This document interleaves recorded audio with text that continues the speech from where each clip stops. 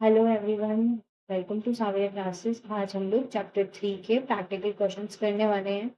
इस practical questions में सारे मॉड्यूल के क्वेश्चंस कवर होंगे और इसमें ये भी मार्क किया हुआ है कि कौन सा क्वेश्चन आरटीपी एनटीपी में आया हुआ है। इन केस अगर कोई नया क्वेश्चन आपको मिलता है और आपको उसका सोल्यूशन चाहिए तो प्लीज कमेंट में बता दीजिएगा कि इस आरटीपी का इस एनटीपी का ये क्वेश्चन सॉल्व करवा दीजिए मैम, मैं करवा दूँगी। Okay, let's start. Illustration number 1, determine NPV of the project. हमको एनपीवी निकालनी है। ओके, इनिशियल आउटले 40,000 दे रखा है, यानी initial investment. Now annual cash flow जो है वो विदाउट इन्फ्लेशन दे रखा है 15,000। विदाउट इन्फ्लेशन 15,000 दिया हुआ है। यूजफुल लाइफ जो है वो 4 years दी हुई है और कॉस्ट ऑफ कैपिटल 12% दे रखा है और जो इन्फ्लेशन के साथ इंक्लूडेड है, मतलब 12% में इन्फ्लेशन इंक्लूडेड है। नाउ सबसे पहली चीज, मैंने आपको एक कॉन्सेप्ट पढ़ाया था। मैंने आपको ये कॉन्सेप्ट पढ़ाया था कि अगर नॉमिनल कैश फ्लोज होते हैं तो नॉमिनल डिस्काउंट रेट से सॉल्व होते हैं, अगर रियल कैश फ्लोज होते हैं तो रियल डिस्काउंटिंग रेट से सॉल्व होते हैं। सो उसी कॉन्सेप्ट को याद करके हमको सॉल्व करना है कि रियल डिस्काउंटिंग कैश फ्लोज जो है वो रियल डिस्काउंट रेट से सॉल्व होते हैं। So let's start. सबसे पहले कौन से वाले रियल हैं जिसमें इन्फ्लेशन नहीं है ना, मतलब जो हमारे कैश फ्लोज हैं वो रियल है।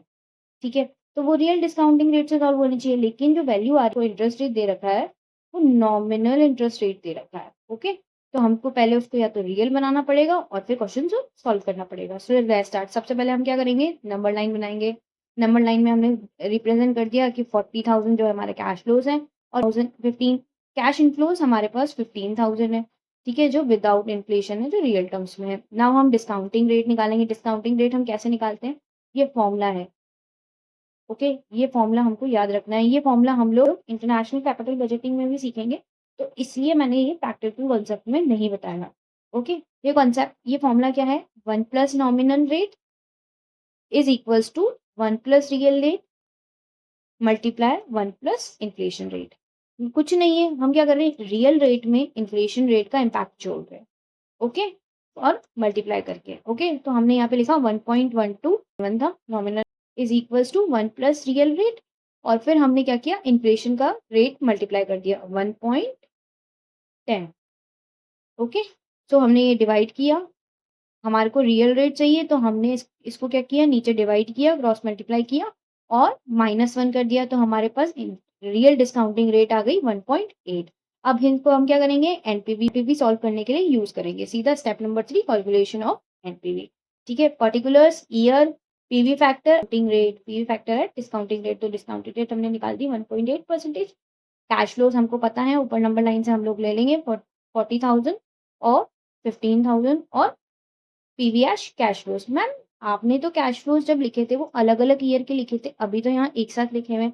फॉर एन एग्जाम्पल, अगर आपको हर ईयर का सेम दिया हुआ है, आप लोग क्या करेंगे, इस मेथड से सॉल्व कर सकते हैं। ओके, और फिर उसका पीवी फैक्टर को ऐड कर देंगे। मैम मुझे नहीं याद ही नहीं आ रहा कैसे सॉल्व करते हैं। फॉर एन एग्जाम्पल, हमको इस रेट का पीवी फैक्टर निकालना है, तो हम कैलकुलेटर पे प्रेस करेंगे 1.018। ठीक है, और फिर डिवाइड, और फिर डिवाइड इक्वल्स टू प्रेस करेंगे, तो डिवाइड इक्वल्स टू प्रेस करेंगे ना, तो ये हमारा 1 आया। ठीक है, अब हम इक्वल्स टू प्रेस करेंगे तो हमारा 2 ईयर का आ जाएगा, और फिर उसके बाद अगर हम इक्वल्स टू प्रेस करेंगे तो 3 ईयर का आ जाएगा। ओके, और फिर इक्वल्स टू प्रेस करेंगे तो 4 ईयर का आ जाएगा, और फिर हम क्या कर देंगे, जीटी का बटन प्रेस कर लेंगे। ओके, तो हमारे पास ये वाली वैल्यू आ जाएगी। याद रखना, उससे पहले कैलकुलेटर पे कुछ और प्रेस नहीं होना चाहिए। ओके, तो आपका ये ओके, अगर आपको ऐसे ईयर लिखा हुआ, मतलब सब ईयर में सेम कैश फ्लोज हैं, तो आप लोग जीटी करके इजीली इसको सॉल्व कर सकते हो। और फिर इनको क्या करना है, इन दोनों को आपस में मल्टीप्लाई करना है, तो हमारे पास क्या आ जाएंगी, 40,000 और 57,390 की वैल्यू आ जाएगी। ओके, और फिर हम क्या करेंगे, इन दोनों को माइनस कर देंगे, तो हमारे पास आ जाएगा हमारा एनपीवी 17,390। ओके, एक बार वापस समझा देती हूँ, जिससे क्या होगा, आगे वाले क्वेश्चंस में जब भी ये कॉन्सेप्ट आएगा ना, तो हम जल्दी से सॉल्व कर लेंगे। ओके, सबसे पहले हमको एनपीवी कैलकुलेट करनी है, तो हमने क्या किया, कैश कैश फ्लो लाइन बनाई। ठीक है, कैश फ्लो लाइन से हमको ये पता चल गया कि सारे ईयर का कैश फ्लो सेम है, तो हम जब भी यहाँ पे पुट करेंगे तो एक साथ 1 माइनस 4 दिखा दिया हमने, मतलब कि एक साथ सारे ईयर दिखा दिए। ओके? फिर दूसरी चीज़ हमने क्या किया, स्टेप नंबर 2 में डिस्काउंटिंग फैक्टर निकाला। डिस्काउंटिंग फैक्टर निकालने के लिए हमको ये फॉर्मूला याद होना चाहिए कि nominal rate is equals to real rate multiply inflation rate. इसमें हमने क्या किया, सब में 1-1 ऐड कर दिया। ओके? तो ईज़िली हमारे पास रियल डिस्काउंटिंग रेट आ गई। और ये फॉर्मूला के लिए हमको ये फॉर्मेट याद होना चाहिए, particulars, year, PV factor, cash flow. Present value of cash flow कैसे आते हैं, PV factor multiply cash flows. तो कैश फ्लोज तो हमने ऊपर से लिख दिए, ठीक है, और उसी के बेसिस पे ईयर भी वैसे ही आ गए, 0 और 1 टू 4, ठीक है। पीवी फैक्टर मैंने बता दिया कि 0 ईयर का पीवी फैक्टर 1 होता है। और बाकी ईयर्स के लिए हमने क्या बताया, ये मेथड सॉल्व कर लिया है कि अगर हमको जितने भी ईयर्स का चाहिए तो हम लोग जितने ईयर्स तक इक्वल टू प्रेस कर देंगे और फिर जीटी प्रेस कर देंगे। याद रखना, कैलकुलेटर में कुछ और टाइप नहीं होना चाहिए, 0 से स्टार्टिंग से स्टार्ट करना। ओके? तो आपका ये वाला वैल्यू आ जाएगी, ठीक है? और उसके बाद माइनस करके हमारी एनपीवी आ गई। ओके, आई होप ये क्वेश्चन आपको अच्छे से समझ आएगा, लेकिन सिर्फ समझने से कुछ नहीं होगा, आपको ये क्वेश्चन सॉल्व करना पड़ेगा। आपको सारे क्वेश्चंस एक बार सॉल्व करके देखने हैं, उसके बाद मैंने इस पीडीएफ में इंपॉर्टेंट क्वेश्चन मार्क कर लिए हैं। इफ इन केस अगर मुझे कोई और भी इंपॉर्टेंट लगता है तो मैं वो मार्क करा लूंगी। रिवीजन के टाइम पे सिर्फ वो क्वेश्चंस देख लीजिए, वो क्वेश्चन सॉल्व कर लीजिए, आपको पूरा चैप्टर समझ आ जाएगा। ओके, पर एक बार आपको सारे क्वेश्चंस करने। Now illustration, moving on illustration number 2, XYZ limited, जो इंपॉर्टेंट भी है।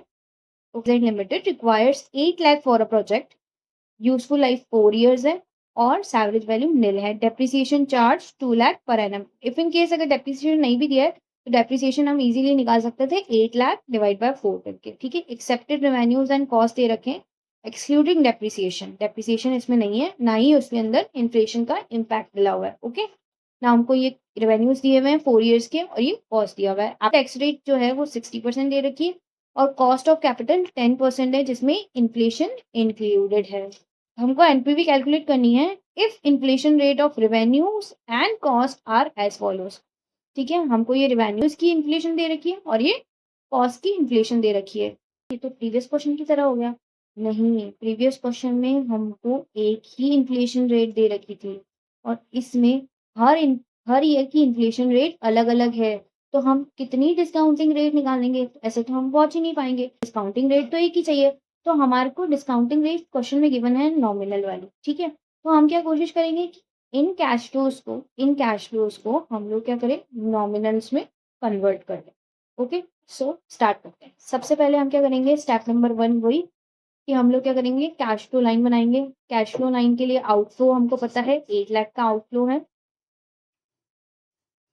ओके, और इनफ्लोज हमको बताने हैं। मतलब इनफ्लोज क्या है, भाई इनफ्लोज ये वाले इनफ्लोज हुए ना, नहीं सिर्फ ये इनफ्लो नहीं है ना, इसमें डेप्रिसिएशन का इम्पैक्ट लेना है, टैक्स का इम्पैक्ट लेना है, इन्फ्लेशन का इम्पैक्ट लेना है। तो हम लोग इसके लिए क्या करेंगे, टेबल बनाएंगे जो हमने कॉन्सेप्ट में भी सीखी थी, स्टेटमेंट ऑफ कैश फ्लोज, ठीक है। नाउ सबसे पहले हम रेवेन्यू लिखेंगे। मैम रेवेन्यू मेरा 6 लाख, पर यहाँ तो 6,60,000 लिखा है, इसमें 10% का इम्पैक्ट डालो।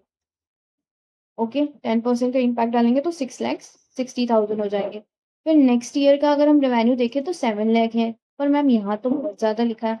तो इसमें क्या करेंगे, नेक्स्ट ईयर में 10% का इम्पैक्ट डालेंगे फर्स्ट ईयर का और 9% का इम्पैक्ट डालेंगे सेकेंड ईयर का, ठीक है। तो हमने क्या किया, उसके बेसिस पे निकाल लिया, 1.19 कर दिया। या फिर आप ऐसे भी कर सकते हो, 7 लाख में प्लस 10% प्लस 9% करके भी सॉल्व कर सकते हो। या फिर थर्ड ईयर की वैल्यू बता रखी है 8 लाख, 8 लाख में 10% का इम्पैक्ट लेंगे, 1.10 से मल्टीप्लाई करेंगे। सेकेंड ईयर का इम्पैक्ट मल्टीप्लाई 1.09 से मल्टीप्लाई करेंगे, 1.09 से मल्टीप्लाई करेंगे। थर्ड ईयर का इम्पैक्ट लेंगे 8%, 1.08 से मल्टीप्लाई कर देंगे, तो हमारे पास थर्ड ईयर का क्या रेवेन्यू आ जाएगा। और फिर हम लोग फोर्थ ईयर का 8 लाख क्या करेंगे, 10 उसका भी इम्पैक्ट लेंगे, 10% 1.10 से मल्टीप्लाई कर देंगे। और फिर सेकंड ईयर का इम्पैक्ट लेंगे, 1.09 से मल्टीप्लाई कर देंगे। थर्ड ईयर का इम्पैक्ट लेंगे, 1.808 से मल्टीप्लाई कर देंगे। और फिर लास्ट में फोर्थ ईयर 7%, 1.07 से मल्टीप्लाई कर देंगे, तो हमारे पास रिवेन्यू आ जाएंगे। सेम तरीके से हमको क्या करना है, कॉस्ट भी निकालनी है, ठीक है। कोई भी आपको डाउट आता है तो आप कमेंट सेक्शन में पूछ लेना, मैं सॉल्व कर दूंगी। ओके, लेस करेंगे डेप्रिसिएशन जो बता रखा है 2 लाख 2 लाख 2 लाख 2 लाख हर ईयर में सेम आएगा, तो वो डेप्रिसिएशन माइनस कर दिया, तो हमारे पास आ जाएगा प्रॉफिट बिफोर टैक्स। फिर हम लोग क्या करेंगे, टैक्स माइनस करेंगे, टैक्स की रेट दे रखी है 60%, तो प्रॉफिट का 60% हम लोग यहाँ पे शो कर लेंगे। और फिर हमारे पास टैक्स माइनस करके प्रॉफिट आफ्टर टैक्स आ जाएगा कि ये हमारे पास प्रॉफिट बचे हैं।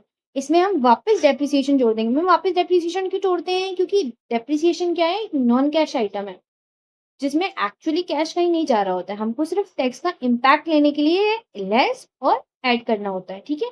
तो हमने वापस डेप्रिसिएशन 2 लाख ऐड कर दिया, तो हमारे पास नेट कैश इनफ्लोज आ गए, ठीक है। हमारे पास नेट कैश इनफ्लोज आ गए, वो हमने क्या किया, अपने नंबर लाइन में पुट पुट कर दिए। तो हम ये नंबर लाइन क्यों बना रहे हैं, ताकि हम ये क्या करें, कोई भी चीज़ भूले नहीं, ओके।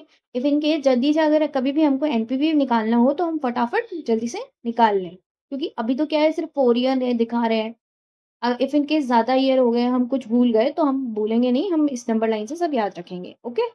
नाउ तो हमने क्या किया, नंबर लाइन में पुट कर लिया, हमको डिस्काउंटिंग रेट दे रखा था 10%। हम फटाफट क्या करेंगे, एनपीवी सॉल्व करेंगे। सबसे पहले एनपीवी का फॉर्मेट याद होगा अब तो। सबसे पहले एनपीवी का format, particular, year, PV factor, cash flow, PV of cash flows करो, ईयर लिखो और कैश फ्लो लिख लो। मैम ईयर कहाँ से, ईयर और कैश फ्लो कैसे लिखेंगे, स्टेप नंबर 1 से तुमको कैश फ्लोज मिल जाएंगे हर ईयर के क्या क्या हैं, और वो तुम क्या करो, ईयर वाइज कैश फ्लोज लिख लो। दूसरी चीज, पीवी फैक्टर निकालना है। पीवी फैक्टर निकालने का मैंने तरीका बता दिया, जैसे इसमें 10% है तो 1.10% कैलकुलेटर पे प्रेस करेंगे और फिर डिवाइड इक्वल टू प्रेस करेंगे, ओके। ये इक्वल्स टू एक बार प्रेस किया तो 1 ईयर का आया, 2 बार प्रेस करेंगे तो 2 ईयर का आएगा, और 3 बार प्रेस करेंगे तो 3 ईयर का आएगा। ये इक्वल्स टू है ना, 3 बार प्रेस करेंगे तो 3 ईयर का आएगा, और एक और बार प्रेस करेंगे तो 4 ईयर का आ जाएगा। एक पे आ गए, ओके। मैम इस बार आपने अलग-अलग ईयर क्यों दिखाया है? वहाँ तो आपने एक साथ दिखा दिए, 1 टू 4 ईयर एक साथ दिखा दिया, यहाँ पे अलग-अलग क्यों दिखाएँ? क्योंकि यहाँ पे कैश फ्लोज़ सबके अलग-अलग हैं। अगर सबके कैश फ्लोज़ एक जैसे होंगे, तो हम लोग क्या करेंगे, ऊपर वाले मेथड से दिखा देंगे कि एक साथ दिखा दिया हमने। इन केस में सबके कैश फ्लोज़ अलग-अलग हैं, तो हमने अलग-अलग दिखाए हैं, ठीक है? अब हमारे पास पीवी फैक्टर आ गया, हम क्या करेंगे, मल्टीप्लाई करके present value of cash flows निकाल लेंगे, ठीक है? और फिर इसे सॉल्व करेंगे, ये सारे प्लस में हैं, ये माइनस में है, तो हमारे पास एनपीवी आ जाएगा 106744, ठीक है। यही क्वेश्चन ने मांगा था, हमने दे दिया। Illustration number 3, possible net cash flows of project A and project B at the end of first year दे रखे हैं, ठीक है। ये पॉसिबल कैश फ्लोज हो सकते हैं, ये प्रोजेक्ट ए के हो सकते हैं, ये प्रोजेक्ट बी के हो सकते हैं, और इनकी प्रोबेबिलिटीज भी दी हुई है। अब हमको करना क्या है, डिस्काउंटिंग रेट दे रखा है 10%, ठीक है।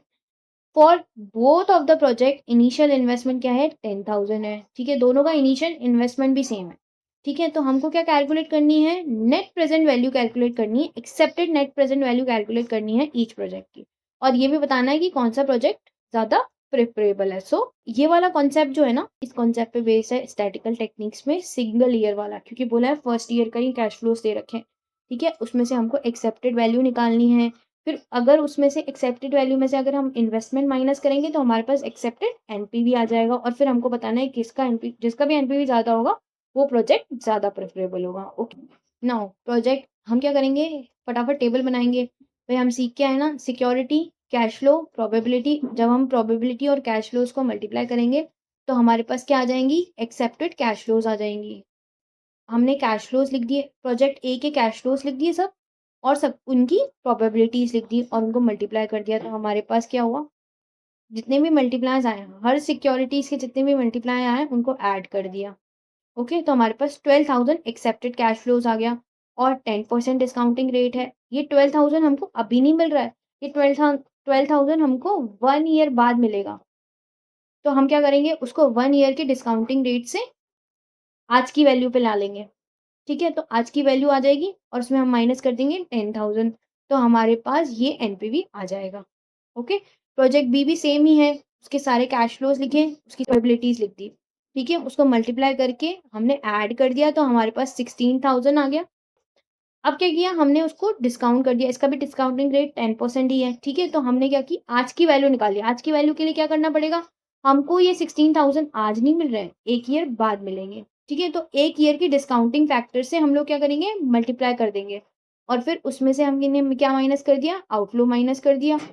तो हमारे पास क्या आ गया? एनपीवी आ गया। अब एनपीवी कौन-सा वाला ज़्यादा है? ये वाला या ये वाला? मैम ऑब्वियसली प्रोजेक्ट बी वाला ज़्यादा है, तो हम क्या करेंगे? प्रोजेक्ट बी को ज़्यादा प्रेफ़रेबल बता देंगे। इफ इन केस अगर क्वेश्चन में बोला है, तो ही हम बताएँगे, अपना ओपिनियन पहले से नहीं दे के आना है, okay? Now we are moving on illustration number 4। Illustration 4 में क्या है? 3 ईयर की प्रोबेबिलिटीज़ दी हुई है। मतलब पहले वाले में क्या था? 1 ईयर की प्रोबेबिलिटी थी, अलग-अलग प्रोजेक्ट्स थे। इसमें क्या है? प्रोजेक्ट एक ही है, लेकिन 3 ईयर के कैश फ्लोज़ दिए हुए हैं, ओके? तो हम क्या करेंगे, ये हम कॉन्सेप्ट सीख के आए हैं। देखो, फॉर मल्टीपल ईयर, ठीक है? हम लोग क्या करेंगे, हमको कुछ नहीं आता मैम, हमको तो एनपीवी का फॉर्मूला आता है। क्या आता है एनपीवी का formula? Present value of cash out inflows minus present value of cash outflows. हम लोग क्या कर रहे हैं, आज की वैल्यूज़ को कंपेयर करते हैं, तो हमारे पास एनपीवी ओके? तो मैम हम इस प्रोजेक्ट में कैसे निकलेगी? इस प्रोजेक्ट में हम इनफ्लोज़ किसको मान रहे हैं? एक्सेप्टेड वैल्यू ऑफ कैश इनफ्लोज़ निकालेंगे तो हमको पता चल जाएगा, ठीक है? तो हम क्या करेंगे, उसको निकालने के लिए हमने क्या किया है, वर्किंग नोट बनाया है। कैश आउटफ्लो तो हमको क्वेश्चन में गिवन होगा, इनफ्लोज़ निकालने के लिए हम क्या करेंगे, वर्किंग नोट नंबर 1 बनाएँगे, जिसके अंदर हम लोग क्या करेंगे, हर ईयर के कैश फ्लोज़ लिखेंगे, उनकी प्रोबेबिलिटी निकालेंगे, हर ईयर का एक्सेप्टेड वैल्यूज़ निकालेंगे, ठीक है? हर ईयर की एक्सेप्टेड वैल्यू निकाली, उसको डिस्काउंट उस ईयर के डिस्काउंटिंग फैक्टर से मल्टीप्लाई कर देंगे। मैम यहाँ तो डिवाइड लिखा है। अरे बेटा, हम लोग डिवाइड करके ही तो सॉल्व करते हैं। 1 0 जैसे फॉर एन एग्ज़ाम्पल अगर हमारा 10% रेट है, तो हम सबसे पहले डिवाइड ही तो करते हैं, फिर इक्वल्स टू प्रेस करते हैं, ओके? तो हम डिवाइड तो ऑलरेडी कर चुके हैं ना, तो अब जो भी आएगा ना उसको मल्टीप्लाई करेंगे। देखो, यहाँ पे सिखाती हूँ। इस इलस्ट्रेशन में क्या हो रहा है, हमको ईयर 1 के कैश फ्लो देखें, ईयर 1 की प्रोबेबिलिटी दे रखी है। ईयर 2 के कैश फ्लोज़ दे रखे हैं, ईयर 2 की प्रोबेबिलिटी दे रखी है। ईयर 3 के कैश फ्लोज़ दे रखे हैं, ईयर 3 की प्रोबेबिलिटी दे रखी है, ठीक है? तो हमको क्या बोला है, एक्सेप्टेड एनपीवी निकालो, जिसका जो डिस्काउंटिंग रेट है वो 10% है और इनिशियल इन्वेस्टमेंट 10,000 है, ठीक है? मैम हमको कुछ नहीं आता, हमको एनपीवी का फॉर्मूला आता है। तो एनपीवी का फॉर्मूला क्या होता है? NPV is equals to present value of cash inflows minus present value of cash outflows, ठीक है? आउटफ्लो हमको क्वेश्चन में गिवन है 10,000 और इनफ्लोज़ के लिए हमने क्या किया, वर्किंग नोट बनाया, ओके? तो हम क्या करेंगे, वर्किंग नोट में सबसे पहले कैश इनफ्लोज़ लिख देंगे ईयर 1 के प्रेज़ेंट और उनकी प्रोबेबिलिटीज़ लिख देंगे। तो हम इनफ्लोज़ को प्रोबेबिलिटी से मल्टीप्लाई कर देंगे और फिर उन्हें ऐड कर लेंगे, तो हमारे पास accepted value of cash flow 1 year की आ गई। सेम हम 2 ईयर में भी करेंगे, 2 ईयर के कैश फ्लोज़ लिख देंगे, उनकी प्रोबेबिलिटीज़ लिख देंगे और उनको मल्टीप्लाई करके accepted value of cash flow 2 year का निकाल लेंगे ऐड करके सब कुछ, है ना? नाउ 3 ईयर में भी ऐसे ही करेंगे, कैश फ्लोज़, प्रोबेबिलिटी और फिर इन कैश फ्लोज़ को प्रोबेबिलिटी से मल्टीप्लाई कर देंगे और फिर सबको ऐड कर देंगे, तो हमारे पास accepted value of cash flow 3 भी निकल जाएगी, ठीक है? तो हमारे पास एक्सेप्टेड वैल्यू ऑफ कैश 1 आ गया, 2 आ गया, 3 आ गया, ठीक है? और ऐसे डिस्काउंटिंग रेट अलग-अलग करके दिखा दिया कि भई 10 की पावर 1, 2, 3, ठीक है? अब जब आप सॉल्व करोगे तो हम पहले ही डिवाइड करते हैं, जैसे 10 डिस्काउंटिंग रेट 10 है तो हम कैलकुलेटर पे क्या प्रेस करेंगे, 1.10। मैम ये 10 है पर हम तो 1.10 क्यों करते, देखिए फॉर एन एग्जांपल हम ऐसा कर रहे हैं कि 1 प्लस 10 परसेंटेज कर रहे हैं, ठीक है? और मैम आप मुझे एक बात बताओ, क्या मैं 10% को 0.10 लिख सकती हूँ? वही बात हुई ना, 10 डिवाइड बाय 100, तो हम इसे सॉल्व करेंगे तो हमारे पास आ जाएगा 1.10, ठीक है? तो कैलकुलेटर में आपको ये सॉल्व नहीं करना है। अगर आपको सॉल्व इफ इन केस कोई नहीं आ रहा है, तो आप ऐसे सॉल्व पहले कर लो और फिर वापस से कैलकुलेटर को स्टार्ट करो और उस पे प्रेस करो 1.10।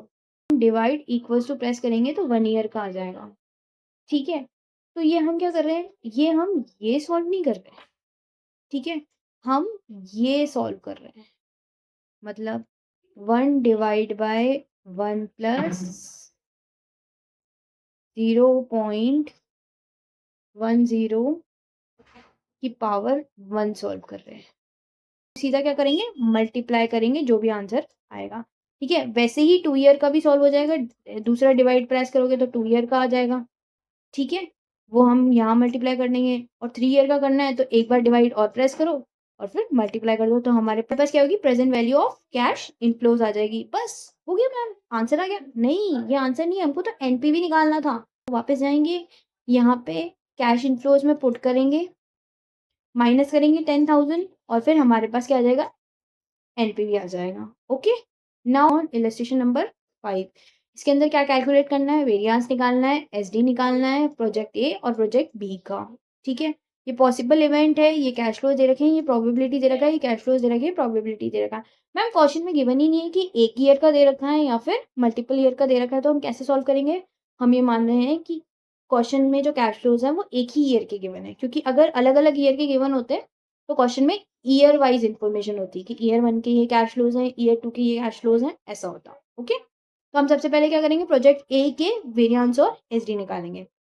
ठीक है, फॉर्मेट वही है, securities, cash flows, probability multiply करेंगे तो हमारे पास एक्सेप्टेड वैल्यू आ जाएगी। ठीक है मैम, एक्सेप्टेड वैल्यू क्यों निकालनी है बेटा, अगर फॉर्मूला पढ़ा हो ना तो एक्सेप्टेड वैल्यू चाहिए, किसके लिए, वेरिएंस निकालने के लिए एक्सेप्टेड वैल्यू चाहिए। वेरिएंस का फॉर्मूला क्या होता है, variance is equal to sigma x minus x बार।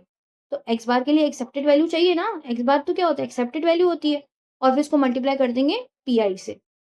ठीक है, तो हमने क्या किया, फिर हमने x माइनस एक्स बार का स्क्वायर कर दिया। मैम डायरेक्ट कैसे स्क्वायर कर सकते हैं, अरे डायरेक्ट करना है, क्योंकि क्या है वहां पे लोग ये चीजें चेक नहीं करनी है तुम्हारे पास, जैसे ही ये आए ना तो तुमको कुछ नहीं करना है, तुमको कैलकुलेटर पे डायरेक्ट सॉल्व करना स्टार्ट कर देना है। 8,000 माइनस 12,000, ठीक है 4,000 आ गया, डायरेक्ट मल्टीप्लाई इक्वल्स टू कर दो और डायरेक्ट वैल्यू यहाँ लिखो। ओके, फालतू एक वर्किंग ज्यादा करी कि x माइनस एक्स बार सारे पहले लिखेंगे फिर उसको स्क्वायर करेंगे, फालतू टाइम वेस्ट होगा। डायरेक्ट कैलकुलेटर पे लिखो 10,000 माइनस 12,000, तो हमारे पास 2,000 आ जाएगा। और 2,000 को अगर आप मल्टीप्लाई इक्वल्स टू करोगे तो क्या आ जाएगा, ये 2,000 की पावर 2 हो जाएगी। ओके सिंपली, ठीक है, ऐसे करके आप लोग क्या करोगे, सारे x माइनस एक्स बार का स्क्वायर निकाल लोगे। ओके, और फिर उसको मल्टीप्लाई कर देना प्रोबेबिलिटी से, ऐड करोगे तो फाइनल आंसर आ जाएगा। मैम एक तरीका बताओ ना कि जल्दी हो जाए, क्योंकि एग्जाम में तो टाइम ही नहीं मिलता है। फटाफट सॉल्व करने का, एक्स बार का स्क्वायर फटाफट सॉल्व करने का तरीका बताया ना, वैसे इसका भी बताती हूँ। सबसे पहले ये सारी वैल्यूज आप लोग यहाँ लिख देना टेबल में, और फिर कैलकुलेटर को 0 कर देना, मतलब स्टार्टिंग से स्टार्ट करना, और उसमें क्या करना, उसमें प्रेस करना 1 करोड़ 16 लाख मल्टीप्लाई 1.10 और इक्वल्स टू प्रेस करते जाना, 40 lakh multiply 0.20 equals to press कर देना, और फिर 0 मल्टीप्लाई 0.4, ये प्रेस करने की जरूरत भी नहीं है, x माइनस एक्स बार 0 है तो प्रेस करने की जरूरत नहीं है। ठीक है, फिर दूसरी बार वापस वही सेम चीज आ जाएगी। ठीक है, 40 लाख मल्टीप्लाई 0.2, 1 करोड़ 60 लाख मल्टीप्लाई 0.01। ठीक है मैम, सेम चीज ही तो थी, आप एक बार मल्टीप्लाई इक्वल्स टू करा दे, नहीं तुम लोगों को ऐसे ही सॉल्व करना है। फिर जीटी प्रेस कर देना, तो डायरेक्ट प्रेस करना, डायरेक्ट आंसर 48 लाख आएगा। ठीक है, जितनी बार जीटी का मतलब होता है ग्रैंड टोटल, जितनी बार भी आपने इक्वल्स टू प्रेस करके रखा होगा ना वो सारे उसके टोटल्स बताएगा। ठीक है, तो हमने क्या किया, हमने बहुत सोच समझ कर इक्वल्स टू प्रेस किए जितनी बार भी। ओके, 48 लैक्स का वेरिएंस आ गया, और वेरिएंस का अगर रूट करोगे तो अराउंड इतना आ जाएगा, एसडी आ जाएगा। आपके कैलकुलेटर्स में रूट का डायरेक्ट ऑप्शन है, रूट कर देना, सीधी आंसर आ जाएगा। ठीक है, प्रोजेक्ट बी भी सेम ही है, हमारे को ये सिक्योरिटीज दे रखी है, ये कैश फ्लोज दे रखी है, ये प्रोबेबिलिटीज दे रखी है।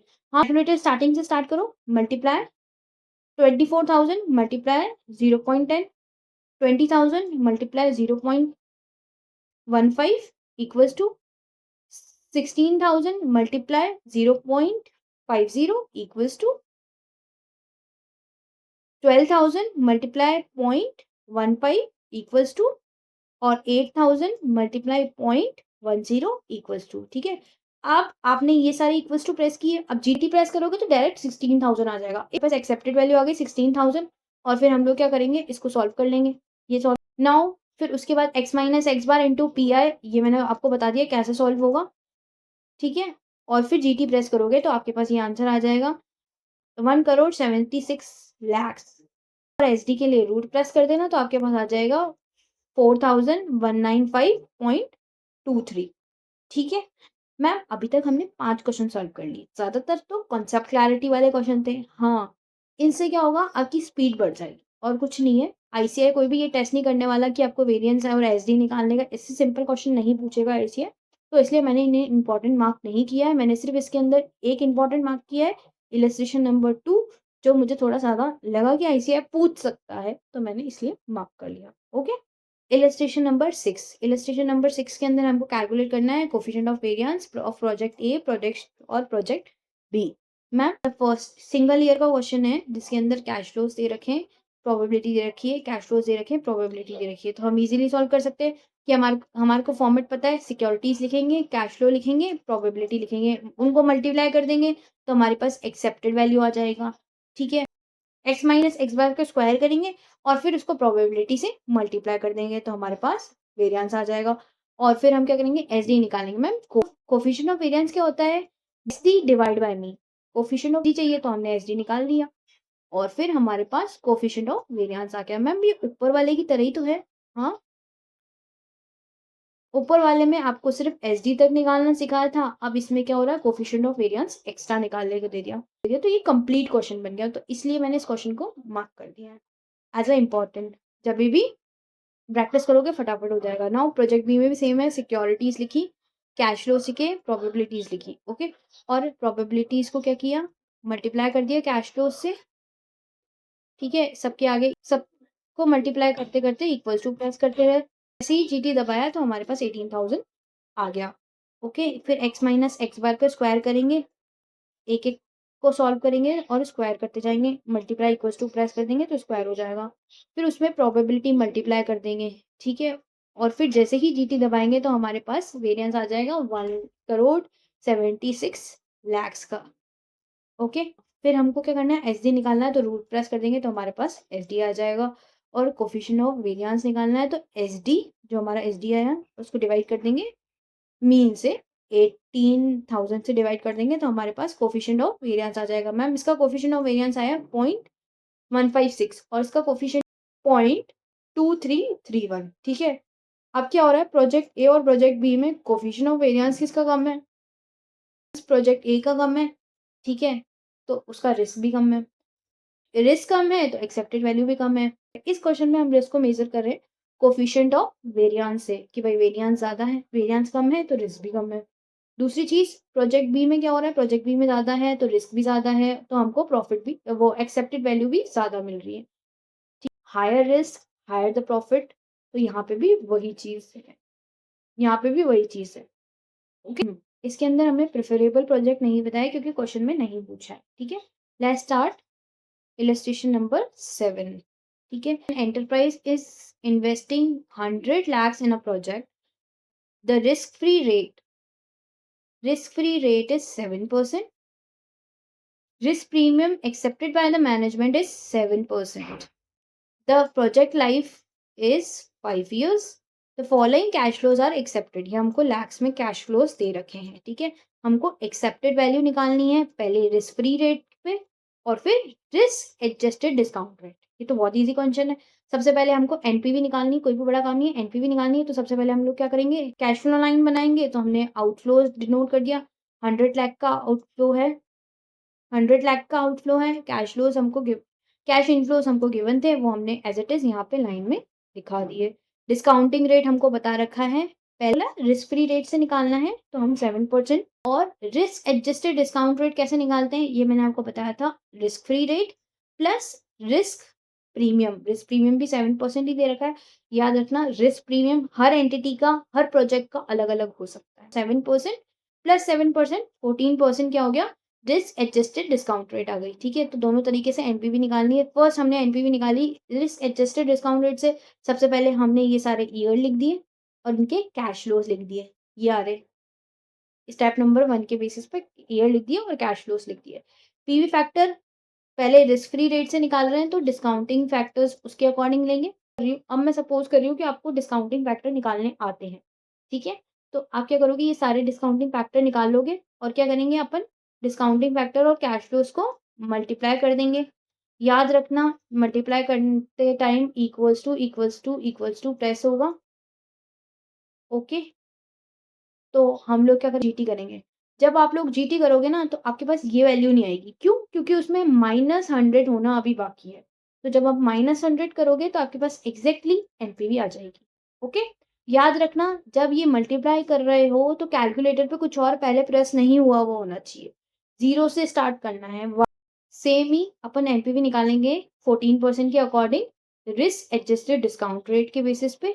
वही वही ईयर्स हैं, वही कैश फ्लोज़ हैं, बस पीवी फैक्टर्स चेंज होंगे, 14% के अकॉर्डिंग आएँगे। Multiply equals to multiply equals to multiply equals to multiply equals to press होगा, ठीक है? फिर जीटी आएगा, फिर जीटी से ये वैल्यू नहीं आएगी, फिर उसमें हम -100 करेंगे, तो हमारे पास ये वैल्यू आ जाएगी 99.79, ठीक है? इलस्ट्रेशन नंबर 8 सॉल्व करते हैं। इलस्ट्रेशन 8 क्या कह रहा है? If investment proposal of cost 45 lakhs and risk free rate is 5%, ठीक है? हमको हमारे को आउटफ्लो बता रखा है 45 lakhs है, रिस्क फ्री रेट बता रखी है 5% है, तो हमको बोला है एनपीवी निकालना है किस मेथड से? सर्टेनिटी इक्विवेलेंट से। अगर आपको याद हो तो सर्टेनिटी इक्विवेलेंट कॉन्सेप्ट ये था, फ्लोज जो अनसर्टेन है सर्टेन इक्विवेलेंट से मल्टीप्लाई करके कैश फ्लोज को सर्टेन बनाते हैं और फिर उसको रिस्क फ्री डिस्काउंटिंग रेट से डिस्काउंट कर देते हैं। सो सिंपल सा क्वेश्चन है, इसके लिए हमने नंबर लाइन नहीं बनाई, फटाफट सॉल्व कर दिया। आउटफ्लो बता दिया, इनफ्लोज हमको आउटफ्लोज बता रखे, इनफ्लोज बता रखे, ये सारे क्या हैं? अनसर्टेन है। हम लोग ये मान रहे हैं आउटफ्लो का सर्टेन इक्विवेलेंट 1 है, ठीक है? इतना आउटफ्लो तो होगा ही होगा। ओके? नाउ हमको सर्टेन इक्विवेलेंट दे रखा है, तो हमने क्या किया? मल्टीप्लाई, मल्टीप्लाई, मल्टीप्लाई, मल्टीप्लाई कर दिया। इसमें आप इक्वल्स टू प्रेस करोगे, लेकिन इसमें जीटी नहीं चाहिए अपन को। ओके? तो हमारे पास ये आंसर आ जाएगा। 9 लाख ये, ठीक है? और फिर हम लोग क्या करेंगे? फिर हम लोग मल्टीप्लाई करेंगे हमारे पीवी फैक्टर्स 5% के अकॉर्डिंग आप लोगों को निकालने हैं और फिर उसको मल्टीप्लाई इक्वल्स टू करना है। ओके? तो जब जीटी प्रेस करोगे तो ये आंसर नहीं आएगा, इसके अंदर 45 लैक्स माइनस करना, फिर आपका ये आंसर आएगा। इस क्वेश्चन में हम ये कर सकते हैं, सबसे पहले ईयर लिखेंगे, ये अनसर्टेन कैश फ्लोज लिख दिए, सर्टेन सर्टेनिटी इक्विवेलेंट लिख दिए। सर्टेन कैश फ्लोज हम लोग मल्टीप्लाई करेंगे फिर आएगा, तो 1 मिनट के लिए होल्ड करेंगे। पीवी फैक्टर निकाल लेंगे 5% के अकॉर्डिंग सबके सारे ईयर्स के, वो हमने निकाल लिए, ठीक है? अब आप लोग क्या करोगे? जब हाँ, सबसे पहले आप क्या करोगे कि आप कैलकुलेटर पे प्रेस करोगे 10 लाख, फिर आप मल्टीप्लाई प्रेस करोगे और लिखोगे 0.9, ठीक है? अब आपके पास ये 9 लाख तो आपको पता नहीं कि आया है या आपने इक्वल्स टू भी प्रेस नहीं किया है। आप क्या प्रेस करोगे? आप प्रेस करोगे मल्टीप्लाई। आपको पता चल जाएगा कि ये 9 लाख सर्टेन कैश फ्लो आ रहे हैं, मतलब फिर आपने लिखा 0.952 फिर इक्वल्स टू प्रेस कर दो, ठीक है? वही मतलब आपने ये लिखा 15 लाख फिर मल्टीप्लाई प्रेस किया, फिर 0.85 लिखा, फिर मल्टीप्लाई प्रेस किया तो आपके पास ये वाली वैल्यू आ गई 12 लाख 750 वाली।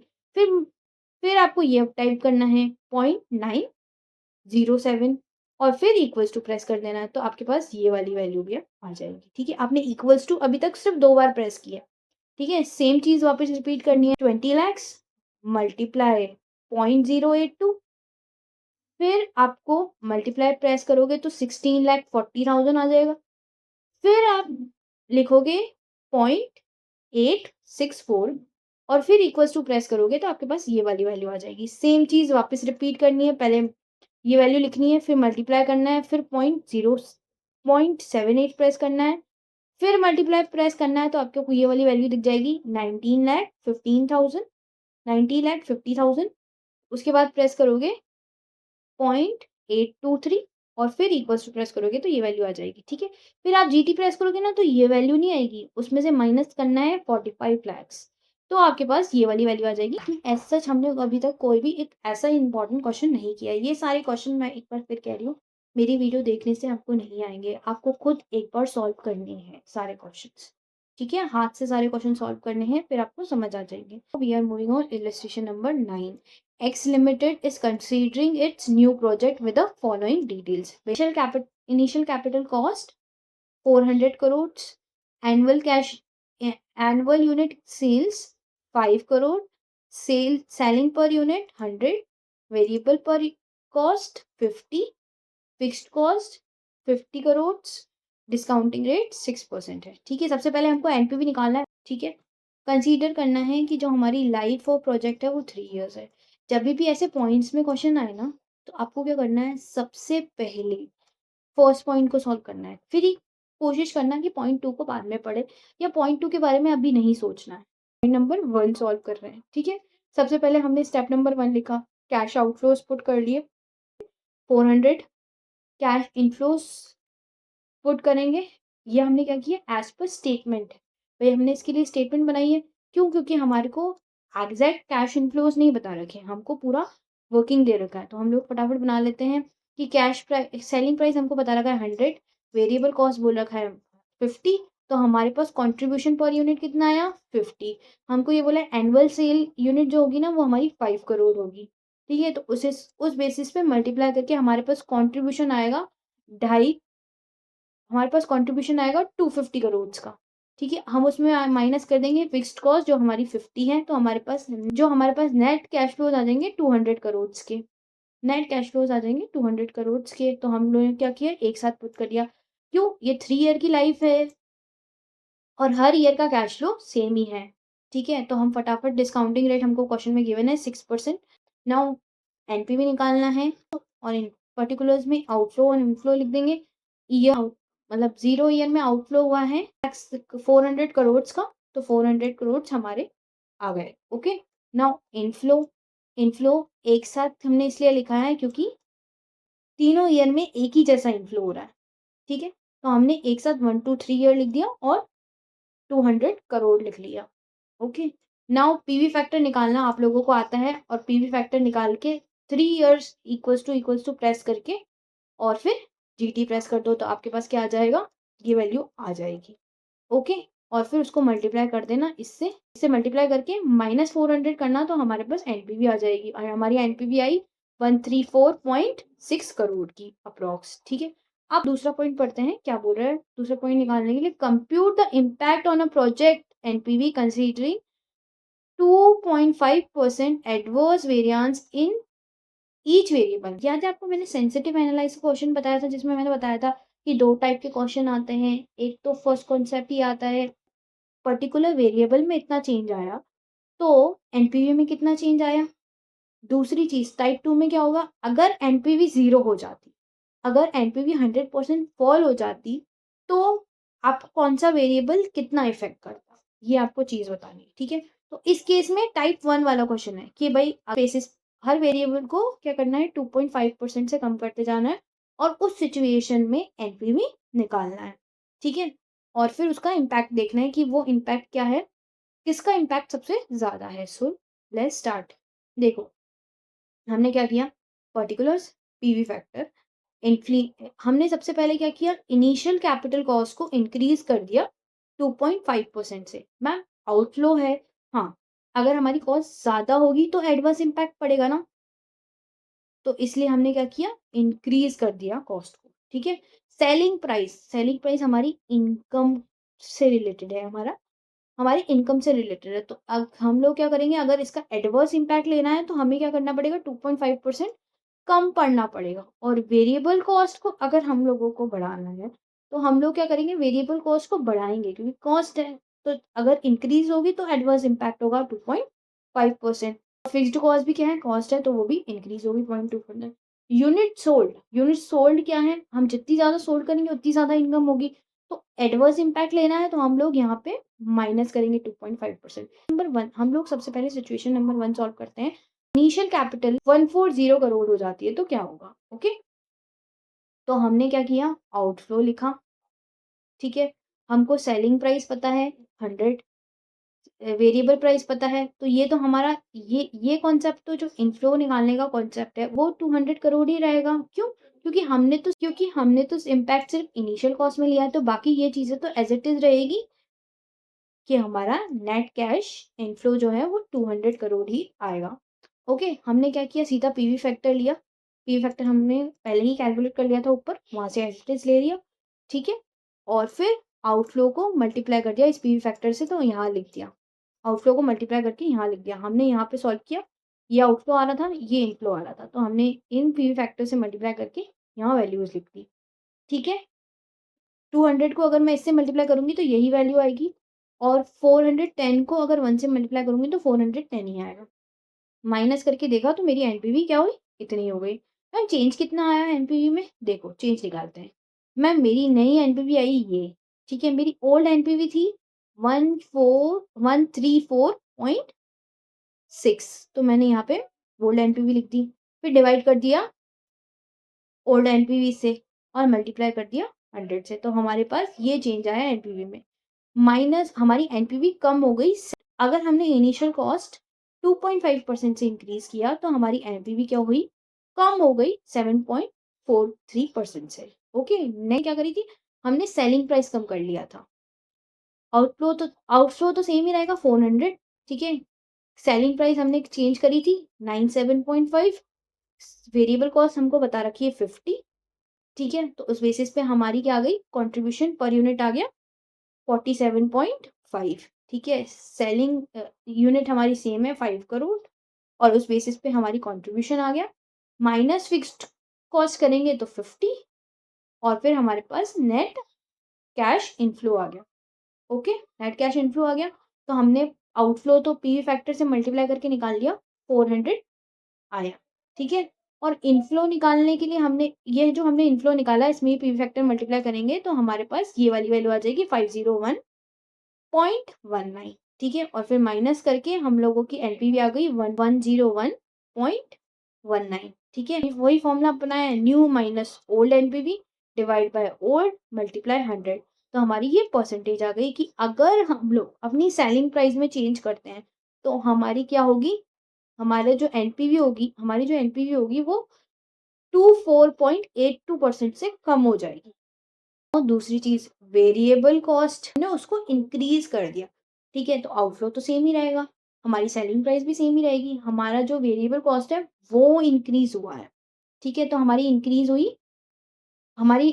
हुई वेरिएबल कॉस्ट हमने यहाँ लिख दी 51.25, ठीक है? हमारी कंट्रीब्यूशन आ गया 48.75, उसको मल्टीप्लाई किया 5 करोड़ से, तो हमारी कंट्रीब्यूशन आ गई, टोटल कंट्रीब्यूशन आ गई 243.75, माइनस कर देंगे फिक्स कॉस्ट, तो हमारी ये आ गई नेट कैश इनफ्लो 193.75।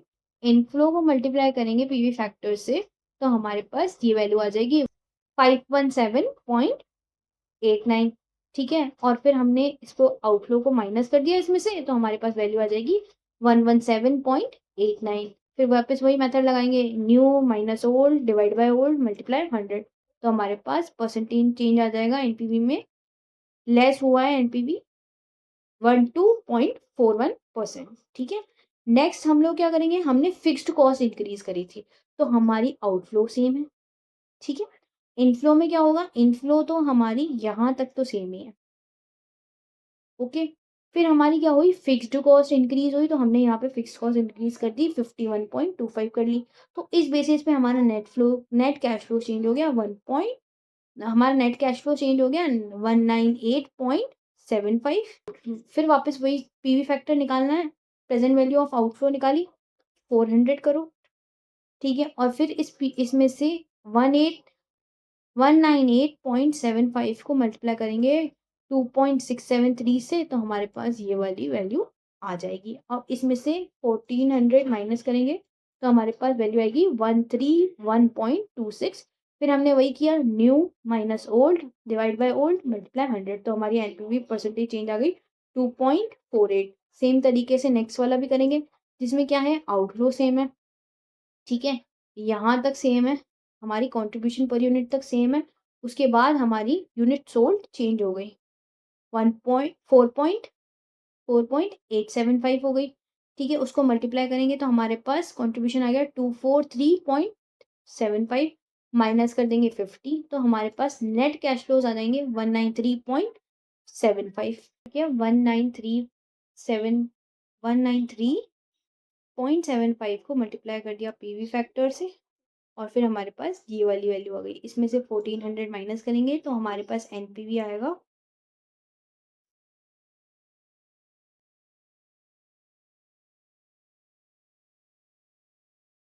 तो हमारे पास एनपीवी आएगा 1.117.89, फिर old new minus old divide by old multiply 100, तो हमारे पास एनपीवी आ जाएगी 12.41, ठीक है? तो Now we are moving on illustration number 10. XYZ Limited consider a project A with an initial outflow of 14 lakh and possible 3 cash inflows attached with the project. भाई worst case ये है, most likely case ये है, best case ये है. Best case ये है. Assuming cost of capital is 9%, discounting rate 9% दे रखा है. Determine NPV in each scenario में निकालना है, वर्स्ट केस में भी निकालना है, मोस्ट लाइकली केस में भी निकालना है और बेस्ट केस में भी निकालना है. If X Y Z limited is certain about the most likely result in first 2 year. भाई ये दूसरा क्वेश्चन है. पहले तो हमको ईच सिनेरियोज में एनपीवी निकालना है, तो सबसे पहले हम ये निकालते हैं, उसके बाद नेक्स्ट वाला पॉइंट्स पढ़ते हैं. ठीक है, सबसे पहले हमने क्या किया, एनपीवी निकालनी है हमको ईच सिनेरियो में. ठीक है, सारी वैल्यूज थाउजेंड्स में, हम पर्टिकुलर्स ईयर जो भी ईयर्स हैं 1 2 3 यार 1 2 3.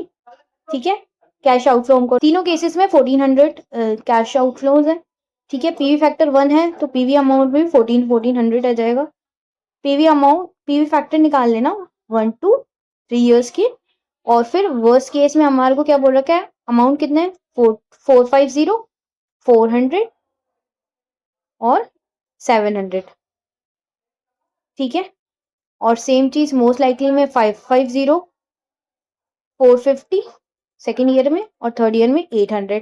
बेस्ट केस में 650 सेकेंड ईयर में 500 और 3 ईयर में 900. ठीक है, फिर मल्टीप्लाई कर इन कैश फ्लोज को. भाई इस कैश फ्लो को अगर मैं मल्टीप्लाई करूंगी तो मेरे पास फर्स्ट केस में ये पीवी अमाउंट आएगा.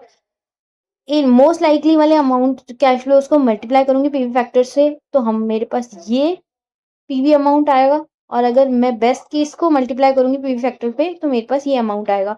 अब इन सबको एड लेस करके मेरे पास ये एनपीवी आई वर्स्ट केस की, ये NPV I most likely case की और ये एनपीवी आई बेस्ट केस की. ठीक है, तीनों की एनपीवी पूछी थी, तीनों की एनपीवी निकाल ली. ओके, नाउ अब आगे क्या कह रहा है, if X Y Z limited certain about the most likely result in first 2 case.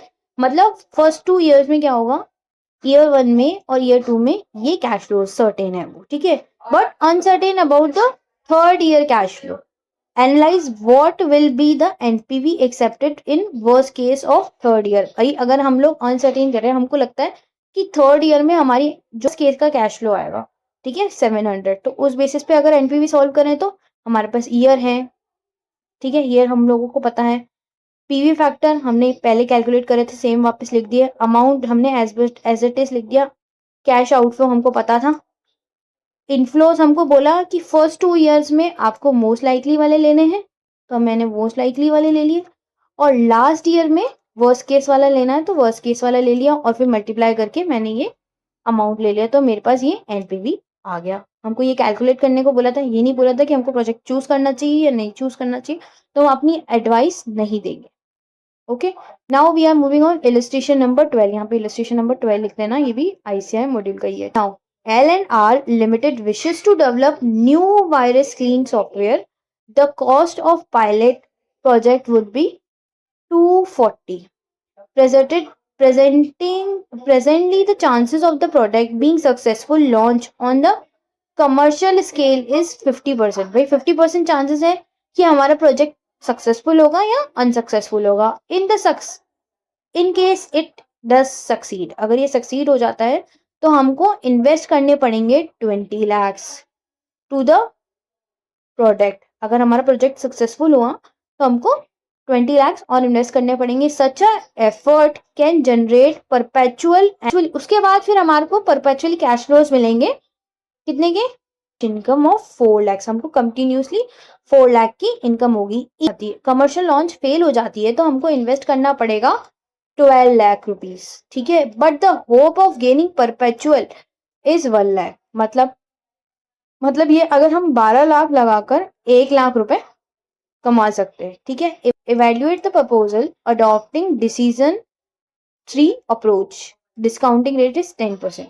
ये जो क्वेश्चन है ना, डिस्काउंटिंग 3 कॉन्सेप्ट हमने अभी तक पढ़ा नहीं है. ठीक है, हम लोग इस क्वेश्चन के थ्रू ही वो कॉन्सेप्ट अच्छे से समझ लेंगे. ठीक है, हम लोग क्या करते हैं इसमें ना, एक डायग्रामेटिक फॉर्म बनाते हैं, एक ट्री की तरह बनाते हैं. देखो फॉर एन एग्जाम्पल हम पॉइंट ए पे खड़े हैं, हमको टेस्ट करने के लिए क्या चाहिए, हमको 2,40,000 लगाने ही है, ठीक है। यही बोल रहे हैं क्वेश्चन में कि 2,40,000 आपको लगाने ही है। भाई अगर हमने 2,40,000 नहीं लगाए तो हमको कोई भी टेस्ट नहीं होगा, मतलब हमको कोई भी इनकम नहीं होगी, ना ही हमको ये 4 लाख की इनकम होगी, ना ही हमको ये 1 लाख की इनकम होगी, ठीक है।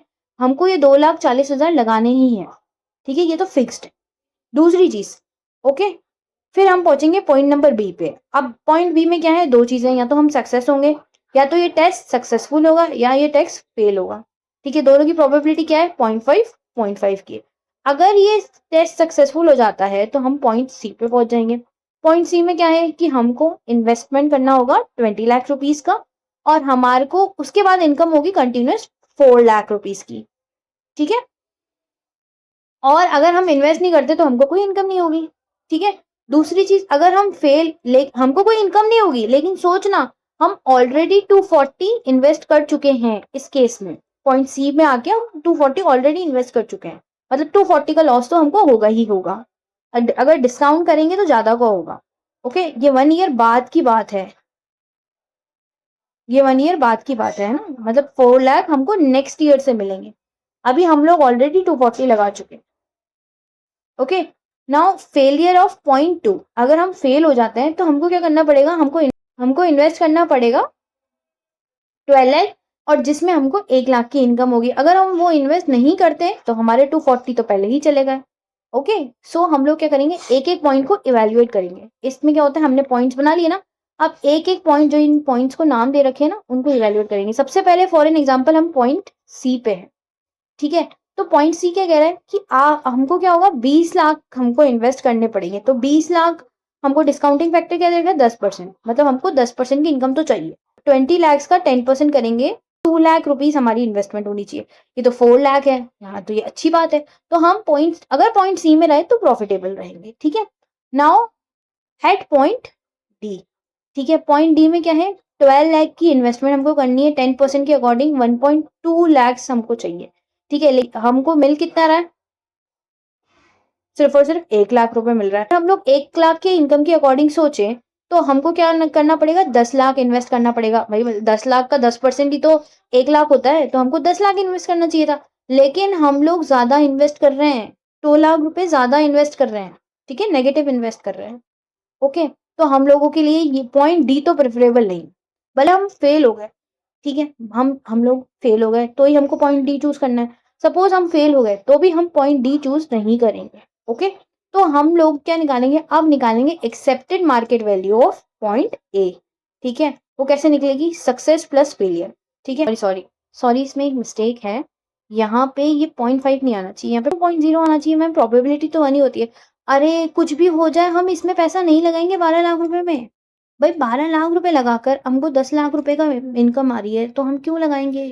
भाई 12 लाख लगाएंगे तो हमको 1.25 लाख इनकम चाहिए, लेकिन हमारी तो 1 लाख की इनकम आ रही है ना, तो हम लोग 12 लाख में पैसा ही नहीं लगाएंगे, तो उसको हम मल्टीप्लाई करेंगे 0 से।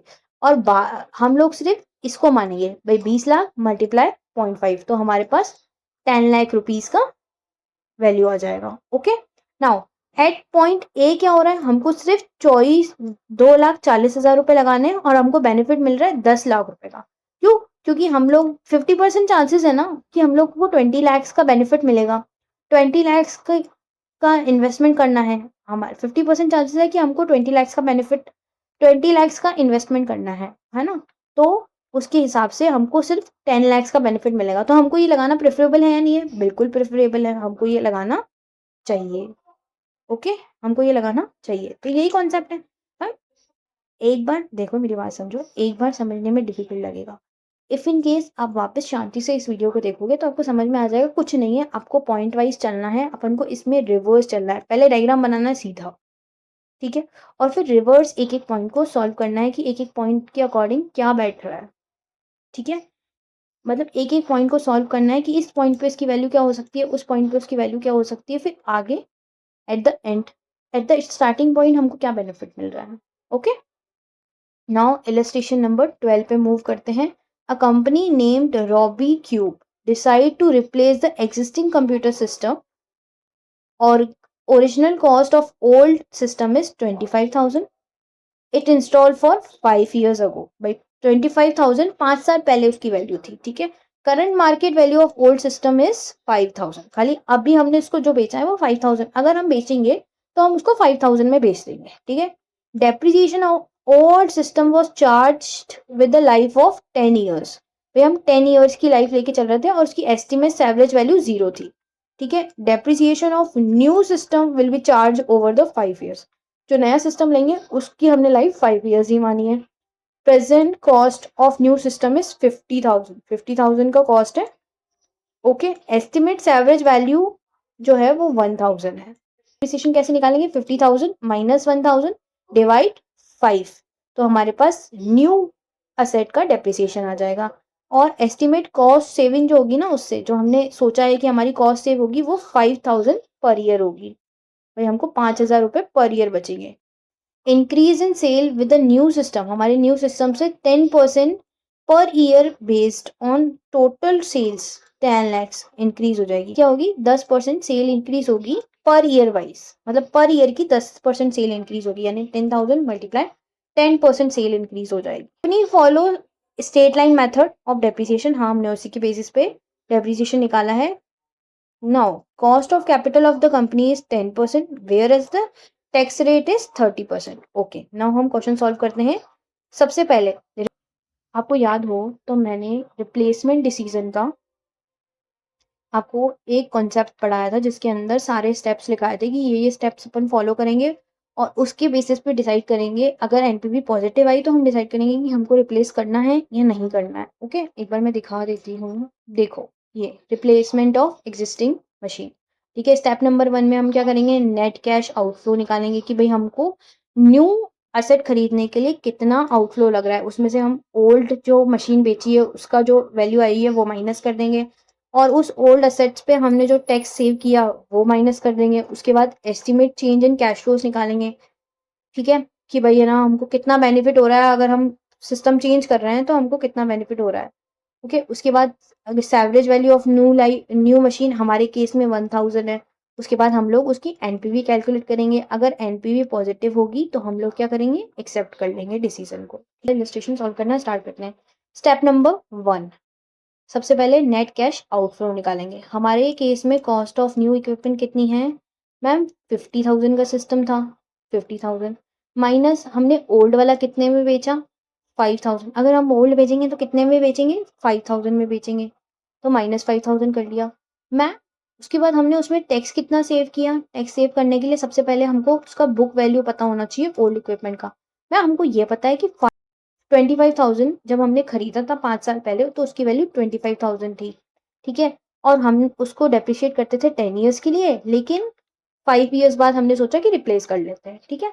तो हम क्या करेंगे, माइनस हमने डेप्रिसिएशन एक्यूमुलेटेड डेप्रिसिएशन कितना चार्ज कर लिया है, 25 डिवाइड बाय 10, 10 ईयर्स का वो है डेप्रिसिएशन, यूजफुल लाइफ 10 ईयर्स है, मल्टीप्लाई 5 कर लेंगे क्योंकि 5 ईयर्स यूज हो चुके हैं। 5 ईयर्स बाद हम रिप्लेसमेंट का डिसीजन ले रहे हैं, तो book value of old equipment आ गया 12,500, उसमें से हम लेस कर देंगे कि हमने कितने में बेचा, हमने 5,000 में बेचा, तो हमको लॉस कितने का हुआ, 7,500 का लॉस हुआ। हमारे पास टैक्स रेट दे रखी है 30%, तो 30% के हिसाब से हमने इतना सेव किया। ओके, तो वो हम माइनस कर देंगे, तो हमारे पास एक्चुअल कॉस्ट हमको सिर्फ इतनी ही पड़ी। क्यों, क्योंकि हमने टैक्स इतना सेव कर लिया, या पुरानी मशीनरी बेच के हमको 5,000 मिल गए, तो हमको सिर्फ और सिर्फ नई मशीनरी के लिए 42,750 ही देने पड़े। Okay, now we are moving on step number 2 कि कैश इनफ्लोज निकालो, ठीक है। हमको कहा गया था इंक्रीज हो रहा है सेल के अंदर, हमारी सेल कितनी इंक्रीज हो रही है, 10%, 10 lakh multiply 10%, every year 10,000 increase हो रही है, ठीक है। माइनस प्लस करेंगे, हम प्लस क्यों कर रहे हैं, अरे हमारी जो कॉस्ट है ना वो सेव हुई है, कॉस्ट सेव होना इज ऑल्सो इनकम, कि भाई आगे जाके हमारी कॉस्ट इतनी कम लगेगी तो हमारी सेविंग जो होती है ना वो भी हमारी इनकम ही होती है, तो 5,000 हमने एज अ इनकम माना, ठीक है। माइनस करेंगे इंक्रीजिंग डेप्रिसिएशन, इंक्रीजिंग डेप्रिसिएशन कैसे मैम, भाई पहले तुम लोग सिर्फ 2500 डेप्रिसिएशन लगा रहे थे, भाई 25,000 डिवाइड बाय 10 करेंगे तो 2500 डेप्रिसिएशन लगा, अब कितना लगा रहे हो, अब हम लगा रहे हैं 50,000 माइनस 1,000 डिवाइड 5, इतना डेप्रिसिएशन हमारा लग रहा है, तो हमारे को हमने क्या है, इंक्रीजिंग डेप्रिसिएशन लगाया है 7,300 का। ओके, तो ये ऐड लेस करके हमारे पास इंक्रीजिंग प्रॉफिट आ गया 7,700 का।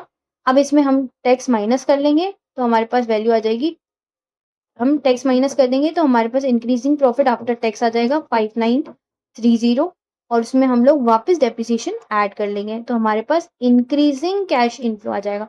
ये हम लोग एक बार डेप्रिसिएशन माइनस कर रहे हैं, एक बार डेप्रिसिएशन ऐड कर रहे हैं, ये हम लोग सिर्फ और सिर्फ टैक्स के इम्पैक्ट के लिए कर रहे हैं। तो हमारे पास इंक्रीज इन कैश फ्लोज आ गए, ठीक है। और फिर सैवरेज वैल्यू हमको न्यू मशीन की बता रखी कि 1000 में एट द एंड बिक जाएगा, ठीक है। मैं आपने ये सैवरेज वैल्यू यहाँ क्यों दिखा रखी है? अरे इफ इन केस जब अपन एग्जाम में क्वेश्चन सॉल्व करते हैं ना तो अपन भूल जाते हैं कि सैवरेज वैल्यू भी थी, इसलिए कोई भी आप चीज ना भूलो एग्जाम में, इसलिए मैंने फॉर्मेटिंग ऐसा रख रखा है। स्टेप नंबर 3, एनपीवी, ठीक है। Particular year, PV factor, cash flow, PV factor of cash flow. Ma'am अब तो हमको ये याद ही हो गया, बिल्कुल याद ही रखना है। Outflow minus inflow. Ma'am inflow आपने एक साथ दिखा दी, हाँ बिल्कुल एक साथ दिखा दी, सही है ना भाई। एक साथ इंक्रीजिंग इनफ्लो तो सबकी सारी ईयर की सेम ही है, तो मैंने एक साथ दिखा दी, वन एक साथ पांचों ईयर का पीवी फैक्टर भी ले लिया और फिर इजीली उसको यहाँ पे मल्टीप्लाई करके भी दिखा दिया। और फिफ्थ ईयर का इनफ्लो अलग से सॉल्व कर लेना और फिर उसको भी यहाँ पे मल्टीप्लाई करके दिखा देना। हमारी एनपीवी आ गई 597 में, ठीक है। मैम हमसे एनपीवी मांगी थी क्वेश्चन में? नहीं, हमसे क्वेश्चन में एनपीवी नहीं मांगी थी।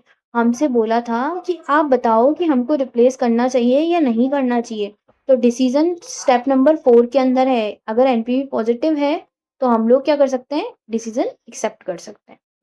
Now we are moving on illustration number 13, last illustration है इस चैप्टर का। फिर जो क्वेश्चंस होंगे वो हम नेक्स्ट वीडियो में कवर करेंगे, okay. Now x limited is a taxi operator, each taxi cost to the company is 4 lakh and has useful life of 3 years. उसकी जो यूजफुल लाइफ है वो 3 ईयर है। Taxi operating cost for each year and average value at the end of each year is as follows. भाई operating cost year 1 की इतनी है, year 1 में हम अगर सेल करें तो इतने में सेल कर सकते हैं। अगर ईयर 2 की ऑपरेटिंग कॉस्ट इतनी है और अगर हम सेल करना चाहें ईयर 2 में तो इतने में सेल कर सकते हैं। ईयर 3 की ऑपरेटिंग कॉस्ट इतनी है, अगर हम सेल करना चाहें तो इतने में सेल कर सकते हैं। हमको डिटरमाइन करना है ऑप्टिमम रिप्लेसमेंट पीरियड। हमको ये बोला गया था कि हमको रिप्लेस करना चाहिए या नहीं करना चाहिए। इसमें हमको ये नहीं बोला था कि हम ओल्ड मशीनरी कितने टाइम में रिप्लेस करें, ठीक है। लेकिन यहाँ पे हमको बोला गया है कि हम ऑप्टिमम रिप्लेसमेंट पीरियड कौन सा अच्छा है। भाई हम जो हमारी जो टैक्सीज हम लोग खरीदते हैं वो कितने टाइम पीरियड में हम रिप्लेस करते हैं, ये क्वेश्चन है, ओके। दोनों क्वेश्चंस में डिफरेंस है। पहले क्वेश्चन में ये बोला गया था कि हमारी ओल्ड मशीनरी है और हमारी न्यू मशीनरी है, ठीक है। आप बताओ कि हम लोग रिप्लेस करें या नहीं करें। इसमें ये बोला है कि हमारा बिजनेस ऐसा है कि हमको कंटिन्यूअस बेसिस पे फिक्स एसेट रिप्लेस करनी पड़ती है। इसमें हमारे लिए कब अच्छा है कि हम कौन से ईयर में हमारी जो ओल्ड एसेट्स है उसको रिप्लेस कर लें, ओके। इसमें न्यू एसेट्स के बारे में कुछ भी नहीं गिवन है कि भाई कौन न्यू एसेट्स कितने में आएगी कितने में जाएगी, ऐसा कुछ गिवन नहीं है। हमारे को ओल्ड एसेट्स का ये बताना है कि ओल्ड एसेट अगर हम रिप्लेस करना चाहें तो कौन से पीरियड में रिप्लेस करें, मतलब ईयर 1 में रिप्लेस करें, ईयर 2 में रिप्लेस करें या ईयर 3 में रिप्लेस करें, ठीक है। इस क्वेश्चन में हम लोग क्या करेंगे, सबसे पहले ईयर 1 के अकॉर्डिंग सॉल्व करेंगे। फॉर एन एग्जांपल हम मान रहे हैं ईयर 1 के अंदर हमने उस एसेट को सेल आउट कर दिया, ठीक है। तो नंबर लाइन में क्या आएगा, टैक्सी कॉस्ट की 4 लाख, ऑपरेटिंग कॉस्ट जो है हमारे को 180 दे रखी है और अगर हम उसे रीसेल करते हैं तो 280 में रीसेल कर सकते हैं। तो हम मान रहे हैं कि हमने रीसेल कर दी, ठीक है। तो हम लोगों को ये जो ओल्ड मशीनरी है वो उसके लिए आउटफ्लो कितना करना पड़ेगा, सिर्फ और सिर्फ 3 लाख 9, हाँ 3,09,100 का रिप्लेस वो करना पड़ेगा। मैं ये मान रही हूँ ये आपको सॉल्व करना आता है, ठीक है। इनफ्लो इनफ्लो में क्या था भाई, ऑपरेटिंग कॉस्ट जो है वो इतनी है, ठीक है।